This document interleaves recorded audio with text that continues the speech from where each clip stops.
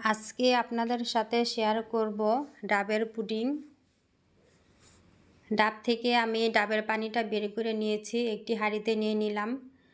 ঠান্ডা অবস্থায় দিয়ে দেব আগার আগার পাউডার। ভালো করে আমি আগার আগার পাউডারটা মিশিয়ে নেব।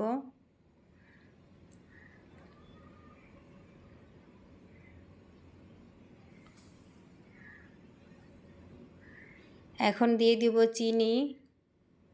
আপনারা আপনাদের ইচ্ছে মতো কম বেশি নিয়ে নেবেন।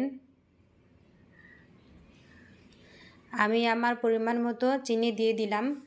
বলকটা উঠে এসেছে এই পর্যায়ে আমি টিফিন বক্সে মধ্যে ঢেলে নিলাম। এছাড়া 4টি প্লাস্টিকের জারেও ঢেলে নিলাম। টোটাল 5টি জারে আমি নিয়ে নিলাম।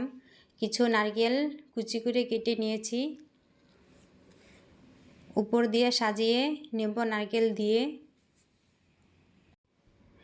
নর্মাল ফ্রিজে 1 ঘন্টার জন্য আমি রেখে দিয়েছিলাম। 1 ঘন্টা পর নামিয়ে নিলাম। খুব সুন্দর করে আমার সেট হয়ে গেছে। এখন একটি প্লেটের উপর আমি ঢেলে নিলাম। দেখুন খুব সুন্দর হয়েছে ডাবের পুডিংটি। আপনারা এভাবে বাড়িতে বানিয়ে খাবেন। ছোট থেকে বড় বয়স্ক সবাই খুব মজা করে খাবে। খুব সুন্দর এবং লোভনীয় স্বাদে তৈরি হয়ে গেল ডাবের পুডিং। ভিডিওটি যদি ভালো লাগে লাইক কমেন্ট এবং শেয়ার করবেন। রেসিপিটি কেমন হয়েছে কমেন্টের মাধ্যমে জানাবেন। আজকের ইফতারে যা যা থাকছে: